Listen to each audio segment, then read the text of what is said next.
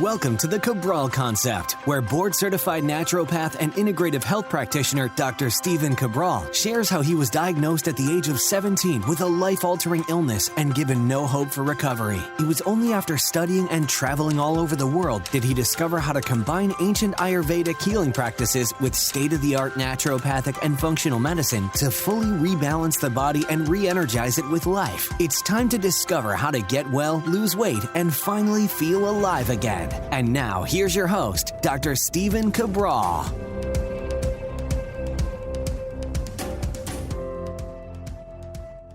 Welcome back, everyone. We are here today, part 2 of our Cabral House Calls, where I'll be answering 6 more questions from our community. Today is episode 2256. If you want to tune in and read along with the questions, you are welcome to. You can head on over to stephencabral.com/2256 to read along with all the questions. And of course, all of the back podcasts that I may be referring to today are at stephencabral.com/podcast. And while you're over there, if you haven't already picked up a free copy of my book, The Rain Barrel Effect, I would love for you to be able to grab a copy for friends, for family, an extra copy for yourself if you'd like. I literally pay to print the book, and we just charge for shipping and handling. So that is it. So it is $7.95, which is actually, it charges a little less than it is for us to ship the book out. But our goal is to spread the mission of essentially what we do, which is helping people to heal by understanding how they got to where they are in the first place, by understanding that they need to replace their deficiencies and they need to remove their toxicities. And if we can get people understanding more about their health, I truly believe that we can change the world. We can change the way that people feel and the way that they heal as well. So that is my mission. That's my goal. And of course, feel free to share the book. Feel free to share the podcast with anybody you believe it would help as well.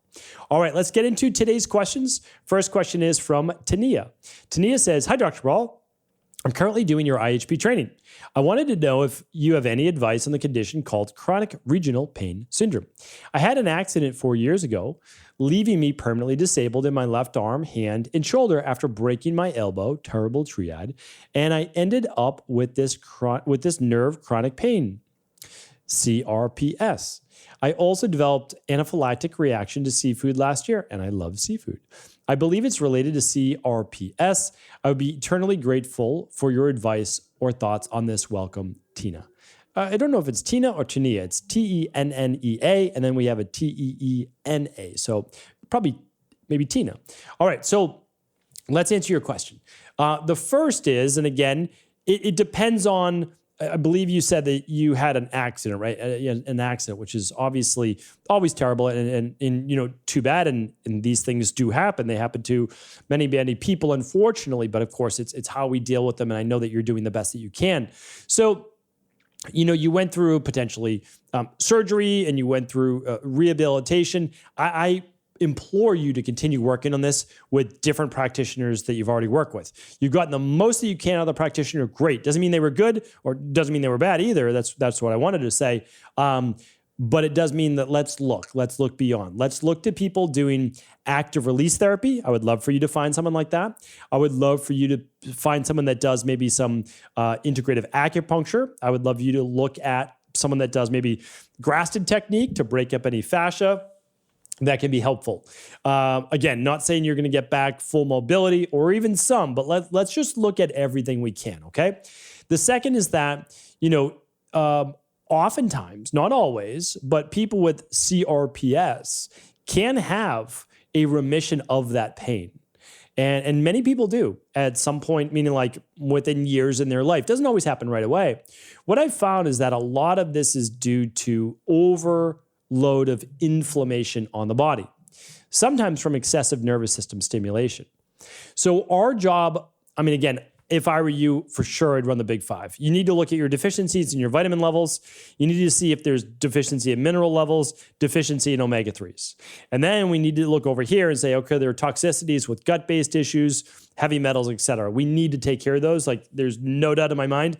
And I have a very strong opinion that, if you're able to, that you'd want to do this. And I know that you're part of IHP. So hopefully, I think you're going to do this for yourself anyways, which is great. So the next part is, once you balance your omega-3s, okay, once you balance your vitamins and minerals, your B vitamins, you do your detoxes, you're good. Okay. So now this thing about seafood. Well, here's the thing. This is not all seafood, believe it or not. It's not all seafood. Like things like salmon. So salmon can be super healthy for you because it has higher levels of omega-3s. Fantastic, right? We like that. Salmon can also have astaxanthin. Great, really powerful antioxidant as long as, of course, it's wild. The problem is salmon, not all seafood. That's why I want to see if this is a salmon issue for you or if it's all seafood. But salmon can have very high levels of arachidonic acid.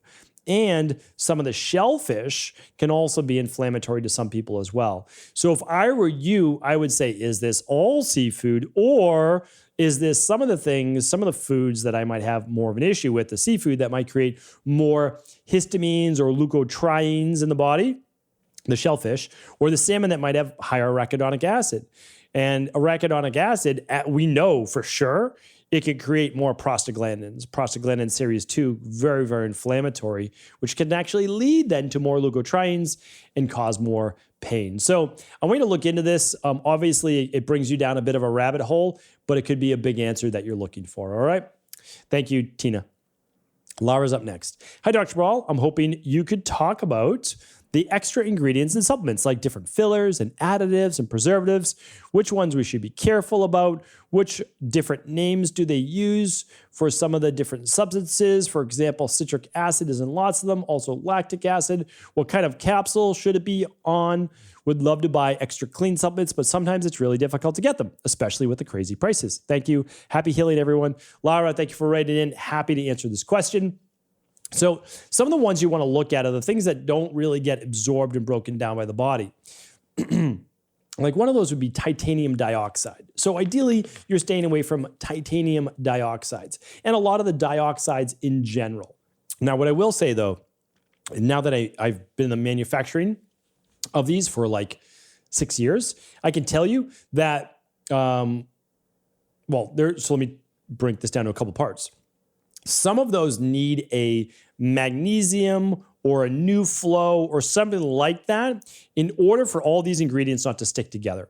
So when you find a single ingredient supplement, it's easy to do. It's easy to make. But when you see a product, what do I have on my desk right here? I always have some products. Okay, I have progesterone support on my desk right here. If you're watching this on video, of course, you can see me holding it up. And if you look in the back, there's 2, 4, 6, 8, 9 ingredients. Okay, so 9 ingredients.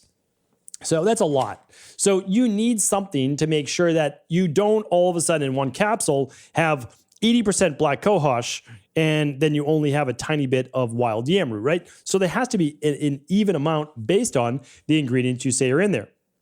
So when you look at ours, you say, well, instead of using some of these products, what does a healthy brand do? And so you look at, okay, other ingredients. What does this mean?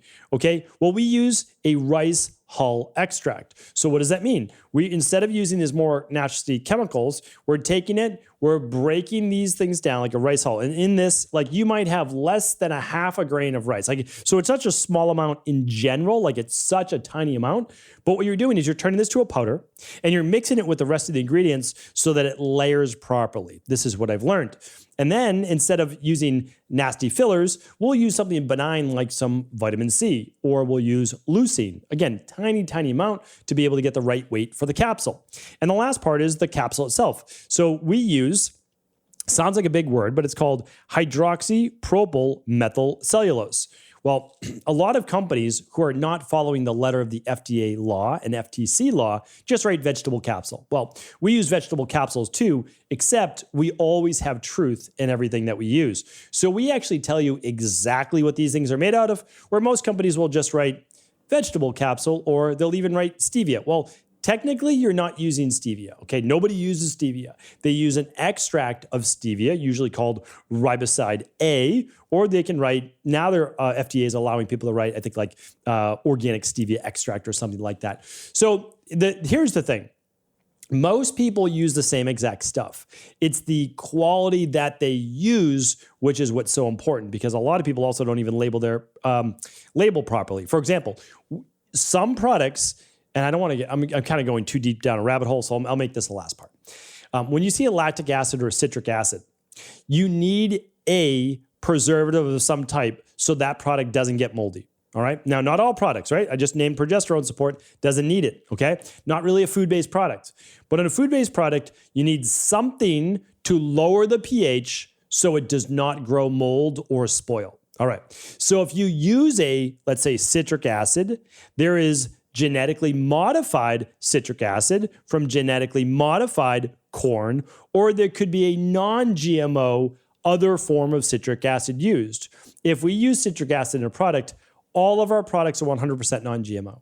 So we use across the line, we use non-GMO products. So again, it's all about knowing the company. I really think that that's the best thing to do. And then you can start to go deeper and understand the ingredients. I've given hour-long talks on the dangers of what a lot of people are putting in these products. And so hopefully that was at least a little summary to get started, all right? All right, Rachel's up next. Body odor. I sometimes find that I have very, very strong body odor in my armpits. It's not the normal BO smell. It's pungent, more like a strong gasoline smell. When it happens, it's almost as if I can't wash it off. Showering and washing my armpits helps lessen it, but the smell is still there. Any idea what the cause could be or how to rectify it? Thank you. Okay, I have many podcasts on body odor. So let's go to stevencabral.com/podcast and let's just type in body odor. BODYODOR. Okay, body odor. All right, so we've got, let's see here, we've got one at 625, foul odor, 695, 729, and let's just see if that was the one. Oh, that's on feet. All right. And we got 870. And then we have 891. Excuse me. And then we have 989. And then we have 2172. 232. That one's on body odor. 562. 687. 1527. Fishy body odor. 1751.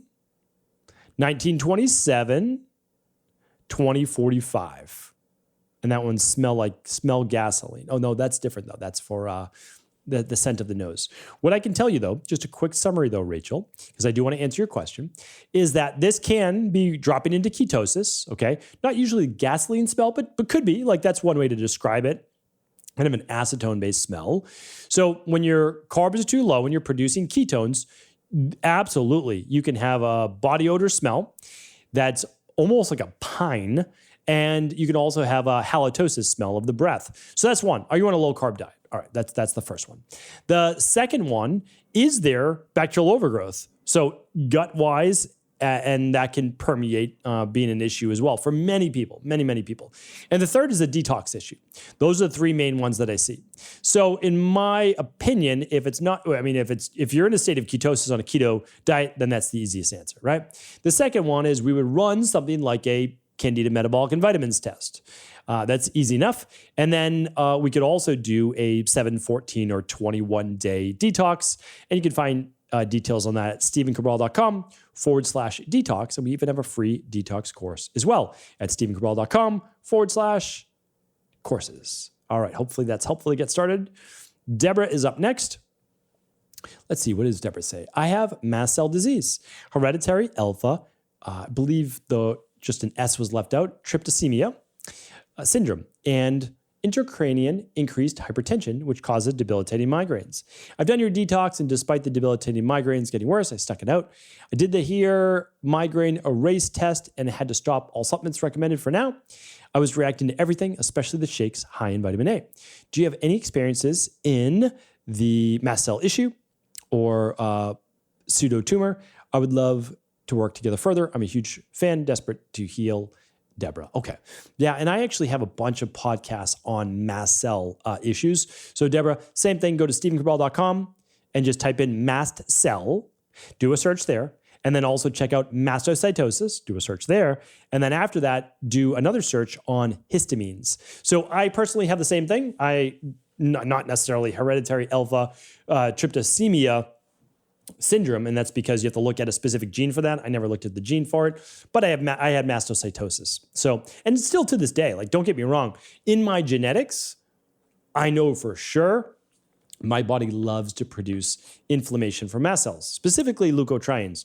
I'm going to be doing an allergy show on this in the future, talking about how I was able to figure this out and what an issue is for people with migraines, etc. So your issue could be the same. What do? Well, for me, the most important thing is you heal your gut. That's the most important thing. So the most important thing I did was heal my gut. The second most important thing, I got my stress under control. And that was my pitta-based mindset.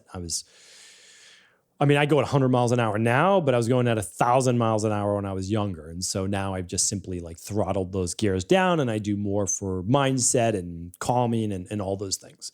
But anyway, to make a long story just a little bit shorter, I healed my gut. So again, I recommend the Big 5 labs with the stool test as well, if possible. That's what I would do. And then once you heal your gut, doing something like the CBO protocol, plus the heal and seal. Again, you might not feel great doing it, honestly, because there's herbs and you're going to react to the herbs. So I totally get it. I totally understand. You're going to have to go gently. You're going to have to go easily, for sure. Again, I'm not making any medical decisions for you. I'm not giving you any medical advice. Always work with your primary care physician.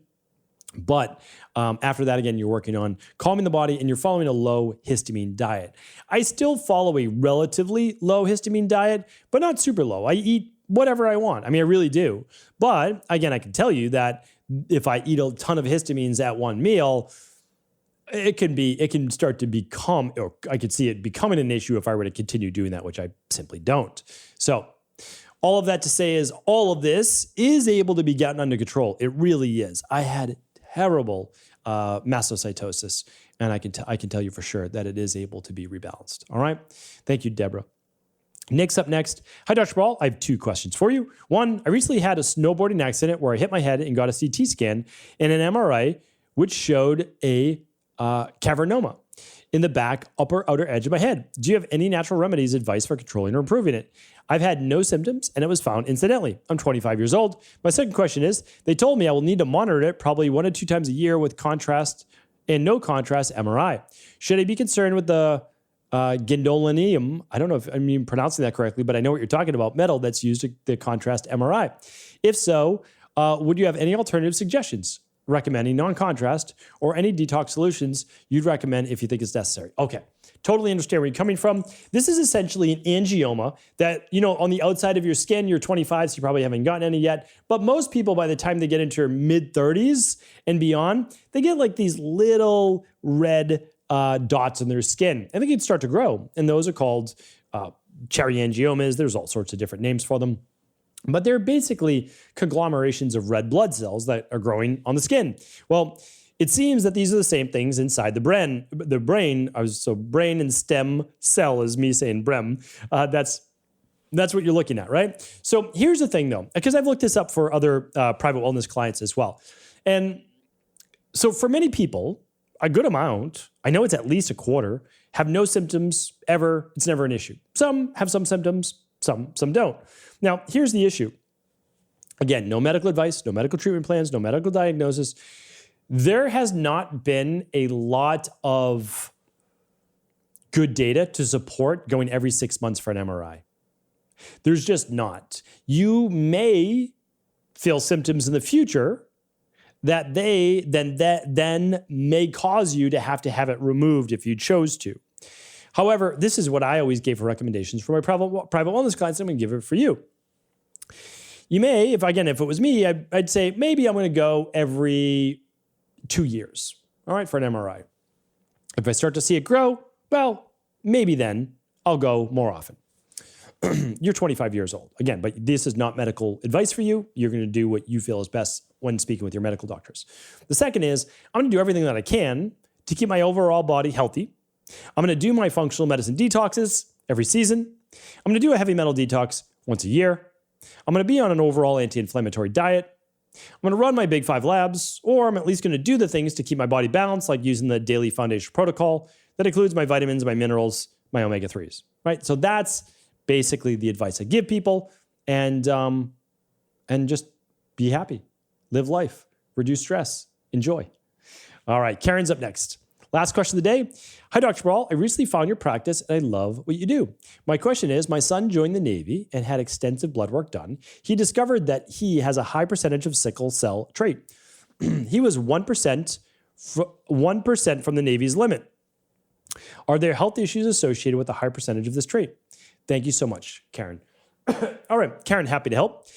So I have some experience with working with clients with sickle cell. And in general, I work with lots of clients with anemia, thalassemia, and other blood-based issues. So happy to help here. I don't want to say that we're going to give you everything, all the advice we can in this one show. But what I can do is give you, I think, a really good foundation to build off of. So there's people unfamiliar with sickle cell, essentially anemia. I think it's around 8%, maybe upwards of maybe like 1 out of 10 maximum of African Americans that are affected with sickle cell. And it's abnormal red blood cell formation in the form of a sickle, essentially. And so there's not as great oxygenation as there should be. So we have to be a little more careful when we're getting at altitude and flying. And we have to be a little bit more careful with blood clots and blood flow and circulation and oxygenation. So that's what we're looking at. And then there's 3 main types of sickle cell. I don't need to go through them today. I don't think that matters. I don't think Karen's as concerned, or if you are, there's sickle cell anemia, there's sickle cell hemoglobin C disease, and then there's sickle cell beta plus thalassemia, it's called. And again, I work with lots of clients with thalassemia. And then there's another version called beta 0. And so what you're looking at is the different forms, what you're most affected for by those different forms. But I'll tell you, again, at the end of the day, what am I focused on? I'm focusing on making sure that your son has a good, healthy, functioning gut digestive system, that I'm making sure that he has all of his B vitamins that he needs, as well as calcium, magnesium, his omegas for the cell membrane, vitamin D, vitamin C, copper, and zinc in order to provide oxygen to the cells, right? B12, folate, calcium, magnesium, vitamin D and omegas for that membrane, and then zinc and copper. And that's going to help with that, right? So that's really what I'm talking about. It's like, okay, let's make sure that as much oxygen as we can get to these cells, the better, because even if some of them are misshapen, well, we want to make sure that we still can get as much oxygen as possible to those. And then we want to make sure, again, you're going to have to work with your doctor on this, that we're using something like omega-3s so that we are keeping the blood to a normal thin consistency, not overly thinned, of course. And we are taking the proper precautions, again, maybe at altitude or anything that might stress those red blood cells to a greater degree. So hopefully, Karen, that's a good place for you to get started. I'm always happy to do follow-ups. So again, thank you for submitting the question. Thank you so much to our community. You are all amazing. You are the best. I appreciate you. And I'll be back tomorrow with our Mindset of Motivation Monday. Take care, everyone.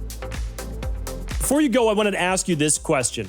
What if I could teach you in just a couple of hours how to transform your thyroid, hormones, adrenal, cholesterol, blood pressure, blood sugar, weight loss, energy, mood, brain, pregnancy, anti-aging, or many other health-related issues? After 20 years in private practice, after seeing and overseeing 250,000 client appointments, I sincerely feel I have the real-world data and have found the answer you've been searching for.